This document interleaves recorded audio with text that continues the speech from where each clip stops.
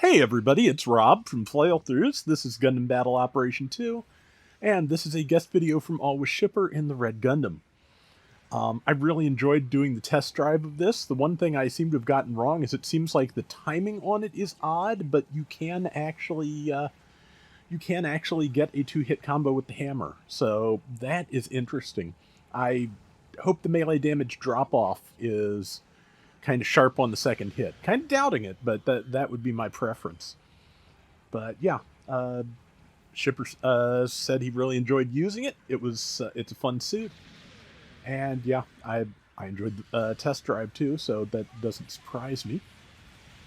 But yeah, it is fast. It has EX boost. It has a bunch of melee abilities. It's man, yeah, that downswing's still killer. It has a really fast neutral melee swing that hits twice. It is pretty scary once it gets up on somebody. Before it gets there is probably your best chance to stop it. That was how I operated. I got a decent round against a couple of those that will probably go up tomorrow. But yeah, right now just hoping to get the thing, have not gotten the thing, want the thing. I have a bunch more half-price spins I can try on my Japanese account. I just have to scrape up as many tokens as I can get between now and next Wednesday. Okay, good hit there. That's a G7, I believe, which is another good, fairly good melee machine, except it is, of course, a general. It also can't fire a stunning weapon while boosting, so that's kind of a thing. Let's see.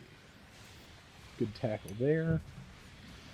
Thought he might go for EX boost to be able to follow up, but EX boost is another one of those touchpad skills like active guard that if you're moving does not seem to want to activate immediately, and if you're moving is generally when you're going to need it. That's been my experience anyway. Maybe I'm just doing it wrong. Would not be the first time today. But so far so good. Fairly close scores. Yeah, I'm out of the words, but so far so good.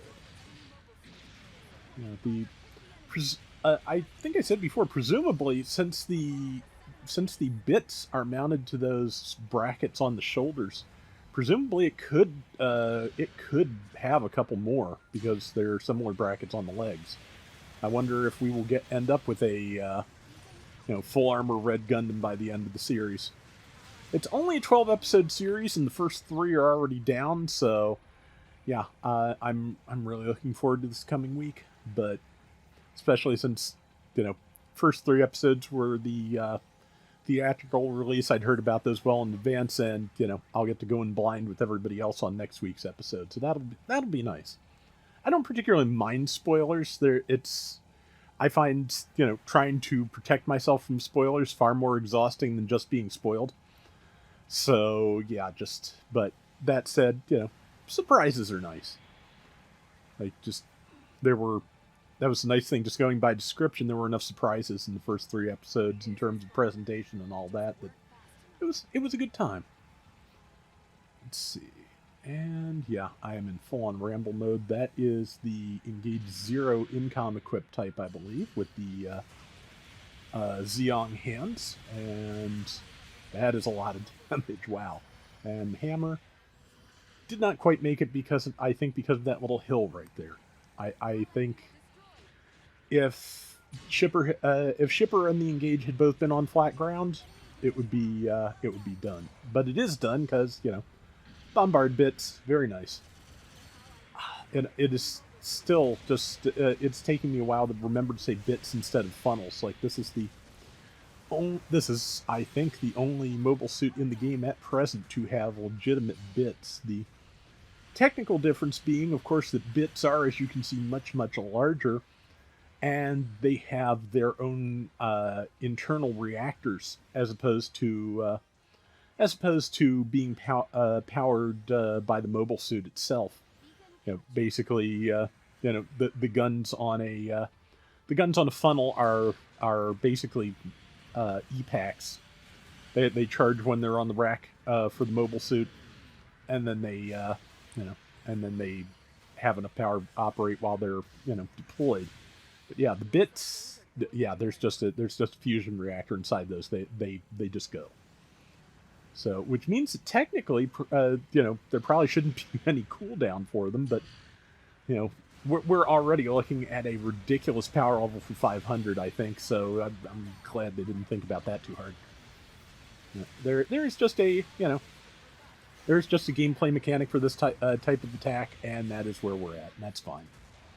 And yeah, we've got the red Gundams tripping over each other a little bit here, which, yeah, that is, to be honest, I feel like that is going to be that, and their long range weakness to beam weapons are going to be the two things that really hold this back. The fact that, yeah, just it has that hammer down swing which can hit everything around you, friend or foe, and it has the super wide Tristan two saber downswing, which can also more or less hit everything. So everything next to you. So yeah, as Nexo was saying last night, this is basically going to be a politeness test for a lot of players. Like, a politeness test and a how well do you know your hitboxes test. And I have good days and bad days on that myself. But yeah, this thing, if you have it, you're either going to have to be really careful or the scourge of your team. Good aiming to the left there. Speaking of, to make sure that Shipper did not hit this teammate. Which, yeah, again, like I just said, that's going to be a thing. That's going to be an enormous thing. Oh boy, yeah. Rolled right into that neutral, which hits really quick, does a lot of damage. There's that big downswing. Yeah, calling for help, a good idea, but I think it's going to be too late. Engage your incom was locked on, so. Alright, and round, I think, is within the last couple minutes here, I believe. Yep, 50 seconds. They've got a solid lead. It is not insurmountable to the enemy team, but it's pretty solid. If as long, well, I was about to say, as long as they don't get picked off one by one, I think they've got this, but they're starting to get a little picked off one by one. Luckily, the other team members are all kind of fairly close together. It's a good thing. And there is Rick Diaz, which managed to roll out of the neutral. Again, really fast neutral. Yeah, I like this thing. I'm hoping we do get a 4-star G-Quux next week. But good use of a tackle, got the kill, almost last second there. And again, best way to make sure you landed an attack without hitting your allies. So yeah, good stuff. And that is the round. It is a really good one. And let's take a look at the final numbers. The final numbers are nice. 102,000 damage, 3750 score, top diversions, which again, when you're bright red, 6 and 2. Yeah, very nice. That is going to do it for today's Gundam Battle Operation 2. Thank you very much, Shipper, for sending this my way. And until next time, everybody take care and have fun. Later. So yeah, my prediction for this coming week, and I think this coming week in Japan figure is like included generally in Golden Week in terms of marketing and what have you. So I am thinking that this coming week would be when we get the G-Quux on the PSN game, and might be when we get Wing Gundam Zero TV version on Steam. I have nothing to back this up. I have nothing to... I have, no information on this. This is just pure speculation. But, it's a fairly large, marketing holiday in Japan. So, it would make sense for, fairly major units to hit at that time. So probably Monday or Tuesday, we will have a developer newsletter and we will see what's what.